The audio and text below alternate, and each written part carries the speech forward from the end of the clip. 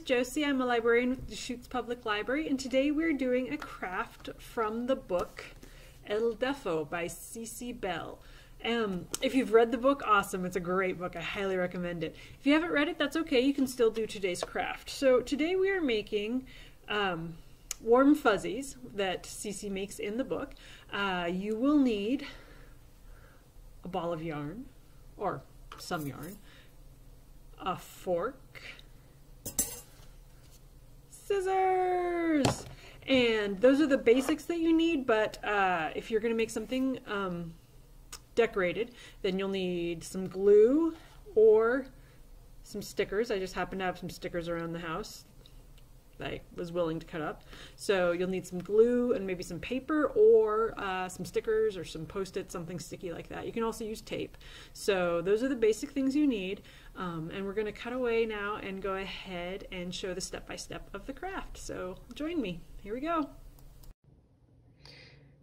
Okay, so here is the book Deafo by Cece Bell, and if you remember in the book they make these warm fuzzies. I think they have like some googly eyes and some fuzz balls, and then they take these warm fuzzies and they make bags to put them in, and then within that they are all crafting and they exchange the warm fuzzies. They put them in each other's bags. So we are going to make warm fuzzies from Deafo. Mine just look like this. I put some hands on my warm fuzzy and just made it a little goofball warm fuzzy. There were some eyeballs, but they went away. So again, to do this craft, you will need yarn, you will need scissors, you will need a fork. The point of this series of crafts is that we have all these things in the house already, so we don't need to go out and get anything. So hopefully you have some scissors, some yarn, and a fork. So what I want you to do is start out with your yarn. You're going to need a little piece, maybe 6 inches long. So I'm going to go ahead and take that and cut it. So we have our 6-inch long piece. I'm going to set it aside where I can see it for later. Then I'm going to take this into the yarn, and you might want to have a little bit run out so that you have some extra just loose. And you're going to take your fork. So with my fork, I'm going to line up one end there on the side. I'm holding it with my thumb, and I'm going to wrap around. So that's one wrap. You're going to want to do about 30 wraps. So that's 1, 2, 3, 4, 5, 6, 7, 8, 9, 10, 11, 12, 13, 14, 15. Uh-oh, I don't have any slack on my yarn, so I need to roll it out. Pull out some more slack. What was I on? Was I on 15? It doesn't have to be exact. You can do more, so if I don't have it counted exactly right, that's okay. So I'm going to say I was at 15. 16, 17, 18, 19, 20, 21, 22, 23, 24, 25, 26, 27, 28, 29, 30-ish. Ish is always a good one. So I'm going to take this and just trim off my end. So I have an end sticking out, and that's okay. Now I'm going to go ahead and move my ball of yarn to the side because we don't need that ball of yarn anymore, but we do need this one that we originally put together. Now you could try to tie this off or tuck it in, but I'm just going to hold it with my thumb so that I have that end piece so it won't unravel. I'm going to take my little piece and thread it through the tines of the fork. Oops. So it's a little bit difficult. If your yarn is really thick, this will be even harder. But if it's thin, you should be able to get it to go through. I am having a hard time of it right now. You can use your finger to push it through. Wow, sorry friends, this should be easier. If it starts unraveling, it'll be even harder. There we go. See, it's not that hard. So you've got it through, and then you're going to want to wrap it around once at least. And see, now I don't want to do it again, but I'm going to do it again. Stick it through another time. And then you have it all the way around. You've got these 2 ends here. Now you're going to want to hold on tight to these. Go ahead and pull them a little bit. Get them nice and snug so that they stay in place, because next what you're going to do is kind of a mess. Next, you're going to hold onto these two ends, don't let them go, and slide the whole thing off the fork. Oh, okay, hopefully you got it. Now, you're stuck with this random little spiral of yarn, and I want you to take these two ends and pull as tight as you can. Now, older kids should have no problem doing this on their own. Younger kids might need a little bit of help. Those fine motor skills. So go ahead and take your two ends, tie it in one knot, and tie that knot as tight. Pull it, pull it, pull it as tight as you can. And then you go ahead and tie it in one more knot. So now you've got this. It's kind of cute. You could leave it like that. I mean, I don't know. It might look good on your shirt. Who knows? Okay.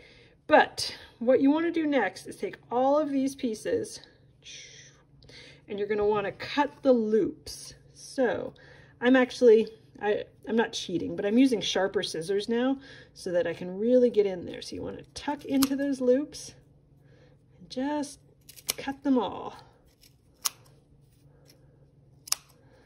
until they're sprayed, splayed, displayed out.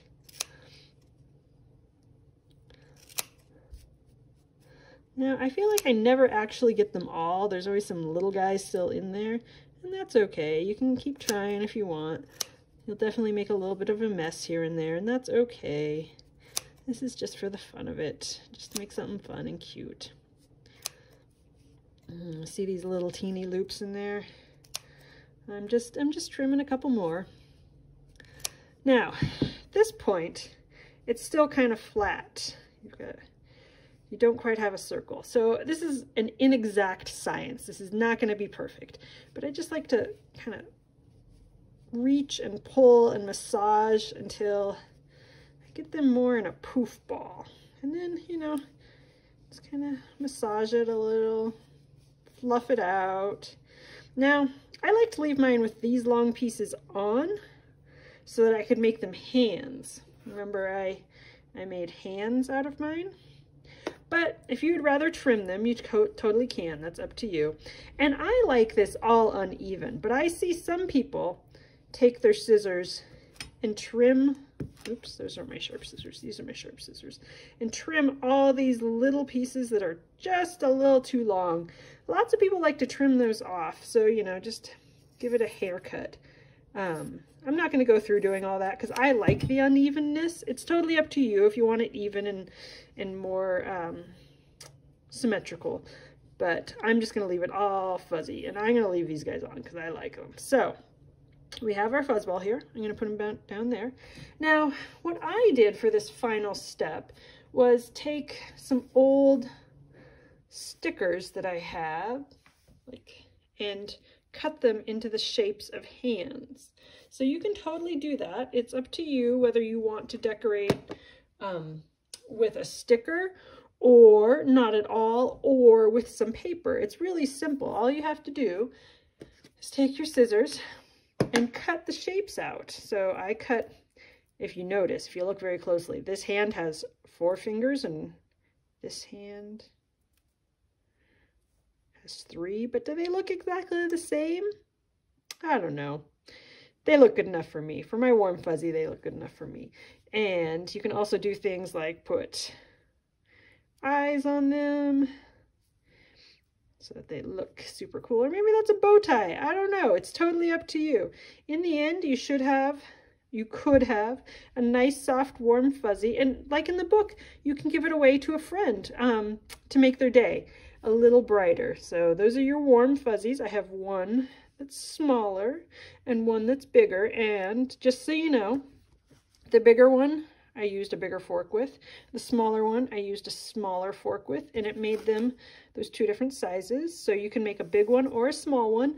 If you have anything that has 2 uprights, you can wrap the yarn around those two uprights, and then do the exact same process.